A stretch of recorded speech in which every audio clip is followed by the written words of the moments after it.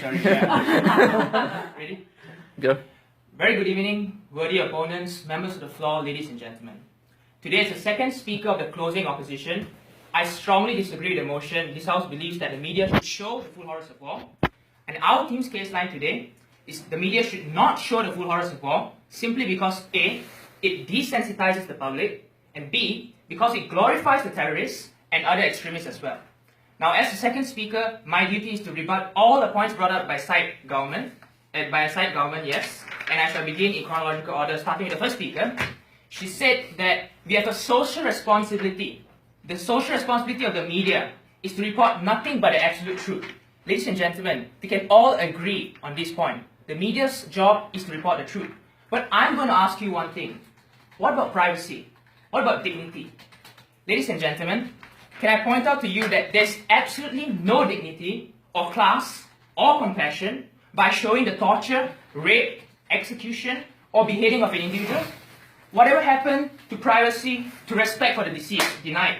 Just imagine for a moment, ladies and gentlemen, that you are part of the victim's family, their loved ones.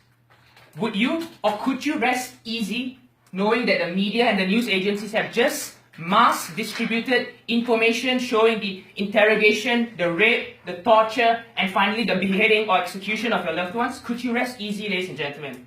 This is disgraceful. It is a simple exploitation of the victims by the media to make a quick buck, and we should know better than this. You also said, Madam First Speaker, denied. You also said that video shows only the truth. I'm sorry, we live in a technological age. Videos can be edited, can be cut and pasted, Photoshop exists, anybody can doctor false images or videos, denied, and show it online, and it's spread like wildfire because those are viral videos. The same way text can be altered. It's the same. We live in a digital age. Denied. Ladies and gentlemen, moving on to the second speaker, you say that it's not a full understanding without watching the videos. So I'm going to say this. We are the public. We have a right to the truth, but we do not need to see specifically the blood, the torture, or the execution to know what has just happened. For instance, I'll give you a good example, okay?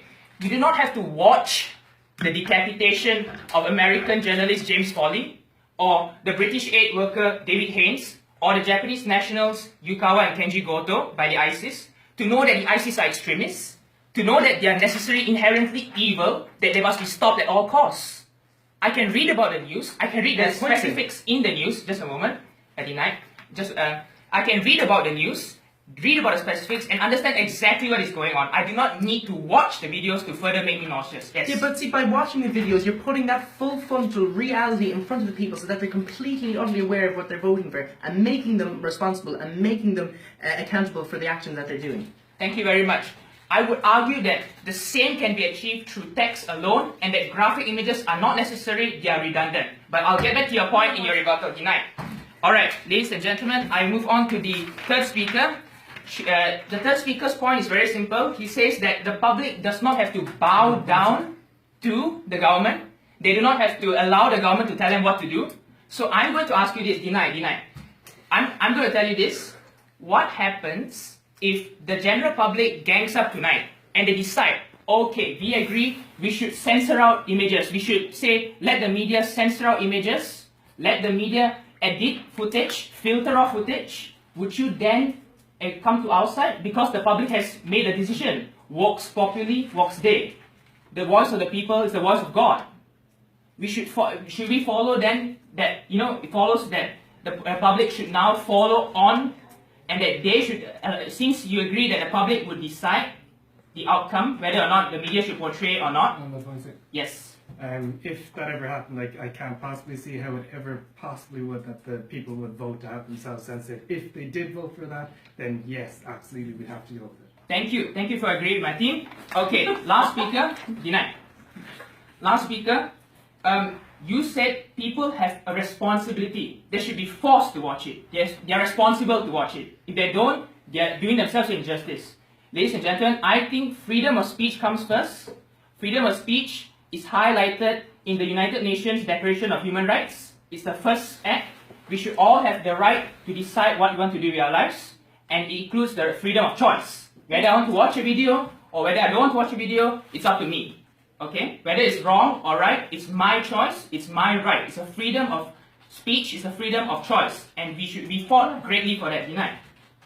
Okay, last thing, which is very contradictory to your own team stance, the last speaker, I'm sorry, you said that in one of your rebuttals, reply to a POI, you said that instead of, first you say we have to show an unbiased full picture, which is what you're supposed to say, and then you actually said there are ways to go around this to guarantee anonymity, and that is by blurring out images. We think that is extremely contradictory. Yes, of course. Yes, and not in the sense that like it gets so bad that it's a completely different image altogether, but just being sensitive to the people that are actually being portrayed. Right. Thank you. So basically, first you say show the full horror of war, every single thing, unbiased, unedited, unfiltered. Then you say, oh, just a little bit, just a face, a little bit here and there, right? So, ladies and gentlemen, we think that our team's case line, the media should not show the full horrors of war simply because it desensitizes the public, as the first speaker has talked about, and because it glorifies the terrorists. It provides an outlet for the terrorists to do what they want. See, ISIS, the only reason why they decapitate people in such gruesome fashion and then upload it on social media where it spreads like wildfire is because they are using social media as an avenue for recruitment. They are using it to recruit people from various countries to join the team. So by the media, the news agencies actually reporting more, showing actual footage of what is happening, of the beheading itself, you are helping to glorify ISIS. You're glorifying the extremists, you're glorifying the terrorists. That's essentially what you're doing, ladies and gentlemen. You're doing nothing to help the team. In fact, you're helping ISIS to spread its propaganda. So I guess there's that to be thankful for. Before I end my speech, there's one last thing I have to make. Just a point I want to make known is that our team has a case line. There's something that, a foundation for which we are fighting for, and we are very sad to see that neither side of the team have brought up a case line to show what they're standing for, what they're fighting for, and what they're trying to prove in this debate. With that, I'm very proud to oppose. Thank you. So what do I do? Okay, my grandmother.